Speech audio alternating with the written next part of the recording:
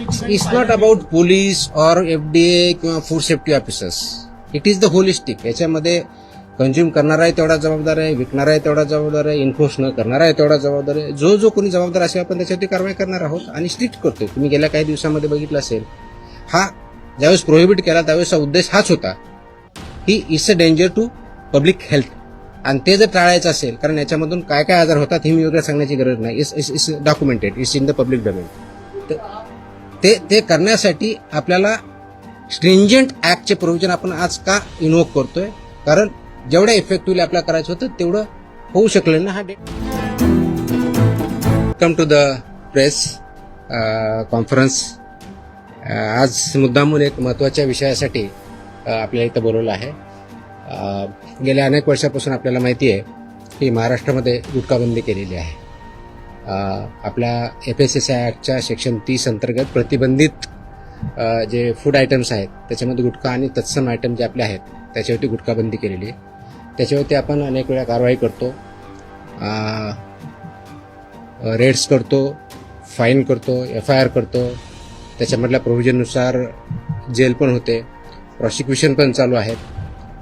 परंतु prohibited item असतानाही, food item असतानाही महाराष्ट्रातल्या ऑलमोस्ट सगळ्या ठिकाणी हा गुटखा विकला जातो आणि कंझ्युम केला जातो. ही रियालिटी आपण बघतोय.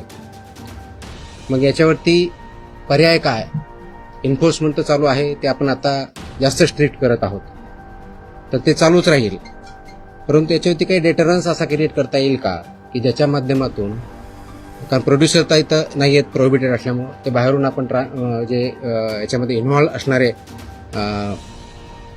बिझनेसेस आहेत, बिझनेस पर्सन्स आहेत, ट्रान्सपोर्टर्स आहेत, रिटेलर्स, होलसेलर्स, सेलर्स, हे त्याच्यामध्ये इन्व्हॉल्व आहेत. त्या प्रकारचं रॅकेट आहे आणि ते जर उद्ध्वस्त करायचे तर आपल्याला खूप मोठ्या प्रमाणात स्ट्रॉंग स्टँड घेणं हे गरजेचं आहे. ह्या निष्कर्षापर्यंत शासन पोहोचलेलं आहे आणि म्हणून मध्ये बऱ्याच वेळेस याच्यावरती डिस्कशन पण झालं की काय केलं पाहिजे. आणि मी इथं जॉईन झाल्यानंतरही याच्यावरती आम्ही विचार केला काय करता येईल, कारण याच्यामध्ये this is a danger to public health आणि म्हणूनच तो आयटम प्रोहिबिट केलेला आहे. तर पब्लिक हेल्थला जर डेंजर असेल आणि तो आयटम प्रोहिबिट केलेला असेल तरीही त्याचा व्यापार होत असेल, तिथं ट्रान्सपोर्ट होत असेल, होलसेलर विकत असतील, सेलर विकत असतील आणि तो अवेलेबल होत असेल, तर त्याच्यावरती स्ट्रिंजेस्ट पॉसिबल ॲक्शन घेणं गरजेचं आहे. ह्या निष्कर्षापर्यंत पोहोचल्यामुळं आज दिनांक 12 जून रोजी मी मोका लावण्याचे आदेश पारित केलेले आहेत. So we have issued the order saying that MCOCA provisions will be, MCOCA कायदा, मकोका ज्याला आपण म्हणतो, Maharashtra control of organise crimes act 1999, हा आम्ही इन्व्होक केलेला आहे. ही माझी त्याची ऑर्डर आहे इश्यू केलेली. आणि ह्या ऑर्डरच्या अनुषंगाने हा फक्त फूड सेफ्टी ॲक्ट 2006 चे कलम 3, 26, 27, 30, 38, 41, 42, 59, 63, 64 आणि 89 बरोबरच Maharashtra control of organise crimes act 99चा sections 21D, 21E, 21F, 3, 4, 18, 21 and 23 read with code of criminal procedure 1973 किंवा भारतीय नागरिक संहिता, सुरक्षा संहिता 2023 याच्या अनुषंगाने ही ऑर्डर मी आज पास केलेली आहे. एक मिनिट मला बोलतो त्या, माझं पूर्ण होऊ दे, पूर्ण झाल्यानंतर विचारा ना प्रश्न. सो ही कारवाई करताना हे प्रोव्हिजन्स आहेत. त्याच्यामध्ये ऑथॉरिटी कोणती आहे, त्याचं रॅशनेल काय आहे, कोणत्या क्राईम्सला, कोणत्या ऑर्गनाइज क्राईम मधल्या जी 21D ची डेफिनेशन सांगितलं त्याच्या क्राईममध्ये हा क्राईम कसा बसतो, ह्याच्या ऑथॉरिटी कोण कोण आहेत, ह्या सर्व आपण डिफाईन केलेल्या आहेत. आणि याच्या अनुषंगाने अल्टिमेटली आपण काही ऑर्डर्स, डिरेक्शन्स या माध्यमातून दिलेल्या आहेत. त्याच्यामध्ये ज्या ज्या ठिकाणी हे मोर दॅन वन्स एखाद्या ह्याच्यामध्ये ट्रेड करणारा व्यक्ती, संस्था, आस्थापना असेल त्यांच्याविरुद्ध कंपल्सरी मोका इन्व्होक करायची ही ऑर्डर आहे.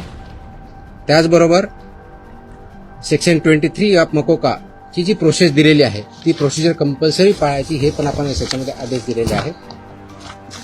त्यानंतर persons and entities against whom MCOCA shall be invoked are manufacturers and producers of prohibited food products, number 1. Number 2, financiers funding their manufacture, procurement or distribution. Number 3, interstate and intrastate suppliers and commission agents. Number 4, transporters and vehicle operators, including agents who book or arrange transport. Number 5, godown operators, warehouse owners and store managers who knowingly store such products. 6th, wholesale dealers and distributors. 7th, sub-dealers and semi-wholesaler agents. 8th, retail sellers forming part of an identified organized network.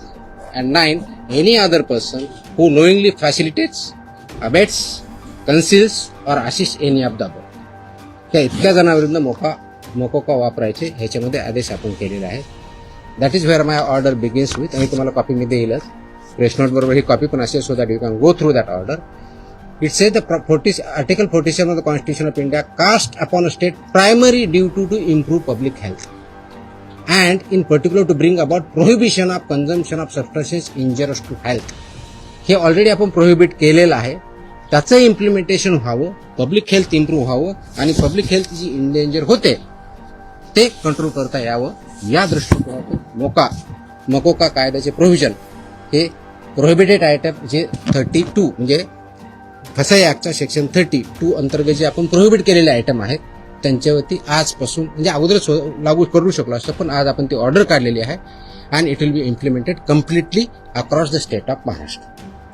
त्याच्यामध्ये misleading advertisement act आहे.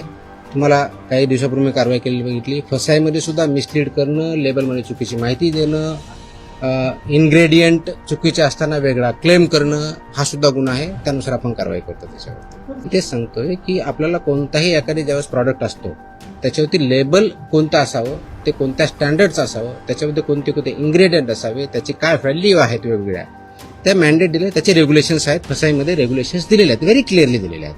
त्याचबरोबर advertising आणि मार्केटिंगचे सुद्धा regulations clearly आहेत. त्याचं violation जिथं जिथं होतं त्या प्रोव्हिजनचा वापर आम्ही तिथं करणार आहोत. It's not about police or FDA किंवा food safety officers. It is the holistic. याच्यामध्ये कंझ्युम करणारा आहे तेवढा जबाबदार आहे, विकणारा आहे तेवढा जबाबदार आहे, इन्फोर्स न करणारा आहे तेवढा जबाबदार आहे. जो कोणी जबाबदार असेल आपण त्याच्यावरती कारवाई करणार आहोत आणि स्ट्रिक्ट करतोय. तुम्ही गेल्या काही दिवसामध्ये बघितलं असेल, हा ज्यावेळेस प्रोहिबिट केला त्यावेळेसचा उद्देश हाच होता की it's a danger to public health. आणि ते जर टाळायचं असेल, कारण याच्यामधून काय काय आजार होतात हे मी वगैरे सांगण्याची गरज नाही, it's documented, it's in the public domain.